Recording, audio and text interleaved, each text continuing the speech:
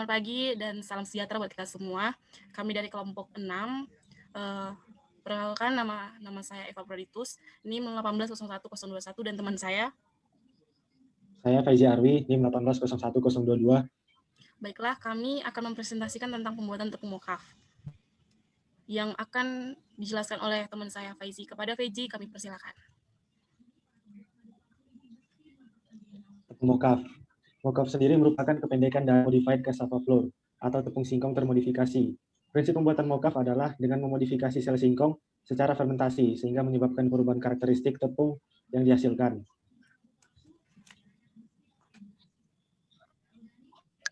Tepung mokaf sendiri memiliki kandungan nutrisi yang berbeda dengan tepung terigu. Perbedaan kandungan nutrisi yang mendasar adalah bahwa tepung mokaf tidak mengandung zat gluten, zat yang hanya ada pada terigu yang menentukan kekenyalan makanan.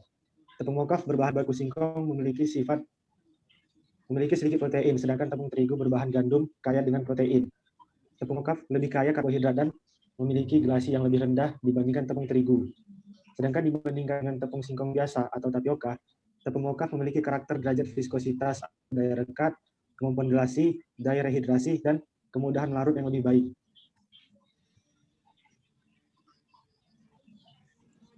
Berdasarkan kadar proteinnya, terigu diklasifikasikan sebagai berikut. Yang pertama, tepung berprotein tinggi atau bread flour. Memiliki kadar protein tinggi, sekitar 11-13%. Sangat baik sebagai bahan roti, mie, pasta, donat, dan roti yang membutuhkan kekenyalan tinggi. Yang kedua, tepung berprotein sedang atau serbaguna atau all-purpose flour. Memiliki kadar protein sedang, berkisar 8-10%. Cocok sebagai bahan pembuat kue cake. Yang ketiga, tepung berprotein rendah atau pastry flour memiliki kadar protein sekitar 6-8% sesuai untuk membuat kue renyah seperti biskuit, gorengan atau keripik dan lain-lain. Lalu selanjutnya akan dilanjutkan oleh teman saya, Eva. Baiklah, saya akan menjelaskan tentang diagram alir pembuatan mokaf. Adapun diagram alir dari pembuatan tepung mokaf, yakni pertama kita harus mempersiapkan alat dan bahannya. Yang pertama kita siapkan bahan yang akan digunakan yakni ubi kayu yang segar. Kemudian ubi kayu yang segar tersebut dibersihkan, dilakukan pengupasan dan pencucian terhadap ubi kayu tersebut. Kemudian kita lakukan pengirisan atau kita membuat bentuk ubi kayu tersebut menjadi chip atau seperti potongan kecil. Kemudian setelah berbentuk potongan kecil atau chip, kita lakukan perendaman dalam air. Kemudian setelah perendaman dalam air, kita lakukan pengeringan atau penjemuran terhadap chip dari ubi kayu tersebut. Kemudian setelah pengeringan dan penjemuran, kita lakukan penepungan dan pengayakan. Sebelum itu kita akan melakukan pemblenderan terhadap beberapa chip tersebut untuk kita mendapatkan tepung mokaf yang halus dan kualitas yang bagus. Kemudian setelah kita blender, kita mendapatkan tepung tersebut.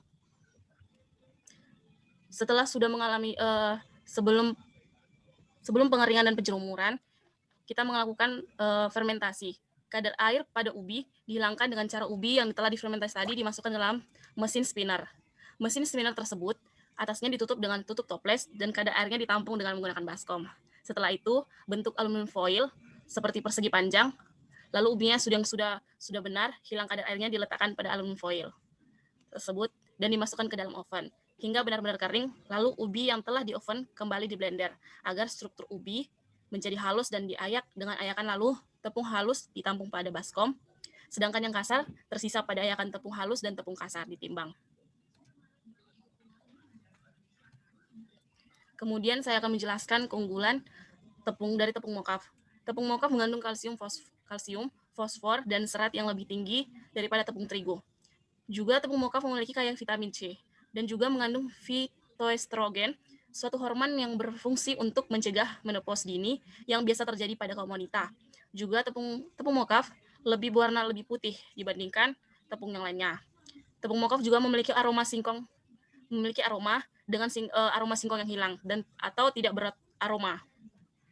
Kemudian tepung mokaf biasa digunakan untuk berbagai keperluan, seperti untuk tepung gorengan, membuat bubur, membuat aneka kue seperti donat, brownies, kue bolu, dan kue kering, dan sebagainya. Yang terakhir, kandungan gizi dari tepung mokaf per tiap 100 gram mokaf antara lain, yakni kalori 363 kalori, protein 1,2 gram, lemak 0,3 gram, karbohidrat 34,7 gram, kalsium 33 mg, fosfor 40 mg, dan besi 0,7 mg. Baiklah, sekian presentasi yang boleh kami sampaikan.